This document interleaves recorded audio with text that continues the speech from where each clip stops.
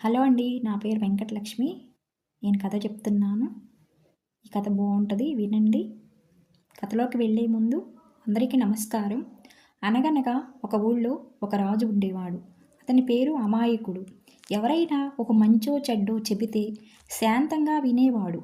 ముఖ్యంగా చాడీకోరు మాటలు చెప్పేవారికి అగ్రతాంబూలం. ఆయన మంత్రి పేరేమిటో తెలుసా? మాయకుడు. రాజు మంత్రి కూడా సార్థకనాములే. మంత్రి ఒక్కొక్కప్పుడు రాజుగారిని పల్టీ కొట్టించి పట్టం కట్టుకునేవాడు. పైకి చాలా మంచివాడులాగా ఉండేవాడు.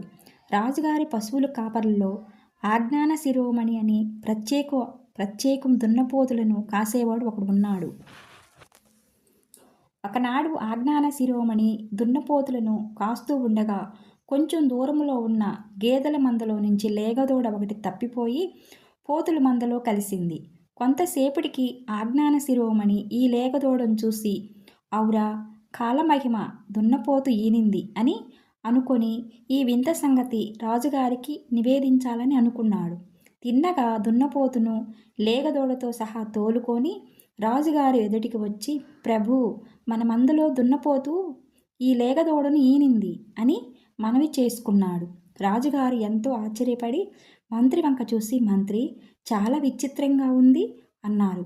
మంత్రి కూడా, చిత్తం మహారాజా, గత యుగాలలో ఏ మహారాజు పరిపాలనలో కూడా ఇలాంటిది జరగలేదండి అన్నాడు.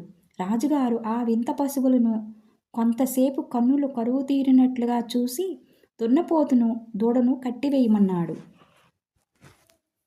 పిమ్మట రాజుగారు ఆ వింత విషయాన్ని ప్రత్యక్షంగా నిరూపించిన అజ్ఞాన శిరోమణికి మంత్రి సలహా పైన ఒక జాయిరీ ఇచ్చి గౌరవించారు. కొన్ని రోజులు గడిచినాయి. ఒకనాటి రాత్రి కోటలో రాజు మంత్రి కూర్చొని ఆ మాట ఈ మాట మాట్లాడుకుంటున్నారు. అవి చీకటి రాత్రులు. కోటకు ఒక పక్క ఓ చిన్న ఏరు పారుతూ ఉంది. ఆ ఏటి ఒడ్డున నక్కలు గుంపులుగా చేరి అరవటం మొదలుపెట్టాయి. కులాసాగా మాట్లాడుతున్న రాజుగారికి కోపం వచ్చి, ఏమో మంత్రి, ఆ నక్కలు ఎందుకు అలా అరుస్తున్నాయి అని అడిగాడు. మహారాజా, ఇది శీతాకాలం, చలి ఎక్కువగా ఉంది. చలి బాధకు తాళలేక అవి అలా అరుస్తున్నాయి అన్నాడు మంత్రి. అవును పాపం, వాటికి కప్పుకోవటానికి మనకు మళ్ళీ దుప్పట్లు లేవుగా అన్నాడు రాజు జాలిగా. చిత్తం మహాప్రభు, నోరు లేని వాటికి దుప్పట్లు ఎవరు కొనిస్తారు అన్నాడు మంత్రి. ఒకరు కొనిచ్చేదేమిటి, మనమే ఇద్దాం. రేపు మన ఖజానాలో నుంచి 2000 రూపాయలు తీసి దుప్పట్లు కొని ఒక్కొక్క నక్కకు ఒక్కొక్కటి చొప్పున ఇప్పించు అన్నాడు రాజు. మంత్రి సరేనన్నాడు. తెల్లవారింది. మంత్రి ఖజానాలో నుంచి అంత డబ్బు తీసి చక్కగా తన ఇంటికి పట్టుకెళ్ళి తాళం వేసుకున్నాడు. ఆ రాత్రి మళ్ళీ మామూలుగానే రాజు మంత్రి కోటలో కూర్చున్నారు. నక్కలు మళ్ళీ అరవటం మొదలుపెట్టాయి. ఇది వినేసరికి రాజుకి ఆశ్చర్యం కలిగింది. మంత్రి, దుప్పట్లు పంచిపెట్టావా లేదా అని అడిగాడు. చిత్తం, దేవరవార ఆజ్ఞ ప్రకారం అన్నిటికీ తలా ఒక దుప్పటి ఇప్పించాను అన్నాడు మంత్రి. అలా అయితే మళ్ళీ ఈ నక్కలు అరుస్తున్నాయెందుకు అన్నాడు రాజు. ప్రభువులు పొరబడుతున్నారు. తమరు దయచేయించిన దుప్పట్లు కప్పుకొని అవి తమకు కృతజ్ఞత చూపుతూ తమ కీర్తిని ఇలా గానం చేస్తున్నాయి అన్నాడు మంత్రి. నిజమే కదా అని సంతోషించాడు ఆ వెర్రి మహారాజు. మంత్రికి క్రమంగా దురాశ పుట్టింది. రాజ్యమంతా తానే కాజేయాలనుకున్నాడు. ఒకనాటి రాత్రి రాజుతో ఇలా అన్నాడు. మహారాజా, శత్రురాజులు మనపైకి యుద్ధానికి వచ్చే సూచనలు కనపడుతున్నాయి. మనకు సైనిక బలం తక్కువగా ఉంది. మరైతే ఏదైనా మంచి ఉపాయం చెప్పు అన్నాడు రాజు. నేను ముందే ఆలోచించాను.